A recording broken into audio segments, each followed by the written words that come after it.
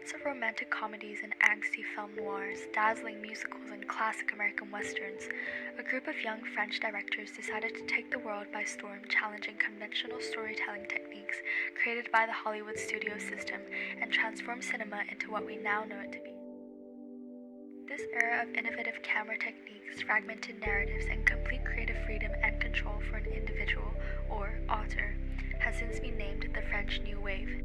In 1959, Antoine Doinel, a rebellious Parisian teenager, wreaked havoc on screens across the globe in what is now highly regarded as one of the most important films ever made, The 400 Blows. Centering the life of 14-year-old Antoine Doinel, the film sees his character commit various acts of rebellion, from writing on the classroom walls to stealing his stepfather's typewriter, all of which eventually end him up in an observation center for troubled youths. This semi-autobiographical picture, inspired by the director François Truffaut's own experiences growing up, highlights the pains, joys, and uncertainties felt by all 14-year-olds in its truest and rawest depiction to date. One scene in particular jumps out above the rest. Comme je pouvais pas la revendre, comme je pouvais rien en faire, moi j'ai eu peur, je sais pas, je l'ai rapporté. The scene where Antoine is being interrogated by psychologists inside the observation center after his stepfather turns him over to the police for stealing his typewriter. This scene is the most important of the film, not only because it comes as an anticipated falling action to the previous climax, but because this particular scene is a pivotal moment for us as the audience to decide how we feel about Antoine's character. This is the only part of the film where we get some insight into why Antoine acts the way he does, and it was through both elements of mise en scène as well as Jean-Pierre Laude's brilliant improvisations that have most strongly aided in its success. Alors à ce moment-là, elle m'a confisqué le beau livre que ma grand-mère m'avait donné. Puis un jour, j'ai demandé parce que je voulais le lire. Puis je me suis aperçue qu'elle l'avait revendu. Mise en scène also plays a pivotal role in the 400 Blows. It encompasses everything captured on the screen, including setting, costumes, and lighting, shaping the viewer's perception of the film's time and space, as well as the atmosphere and mood. Due to the semi-autobiographical nature of the 400 Blows, setting is a crucial element as the events depicted in the film draw inspirations from Truffaut's personal experiences, closely tied to the French New Wave's themes of realism and a desire to depict human existence as authentically as possible. Shots of naturalistic locations in the film immerses the viewers into Antoine's world, capturing the rawness of Paris, enhancing the authenticity and aligning with the cinema verite style, a documentary-style nature of film.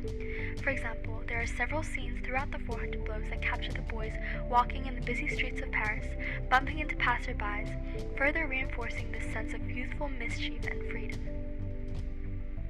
The editing of the film is equally essential, marked by Truffaut's use of jump cuts, long takes, and freeze frames.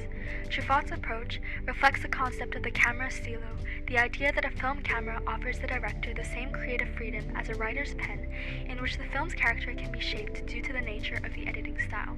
Truffaut's editing style disrupts the film's continuity, resulting in both temporal and spatial discontinuity, and this deliberate use of jump cuts exemplifies Truffaut's rebellion against conventional filmmaking, as seen in the scene where Antoine is questioned by a psychologist.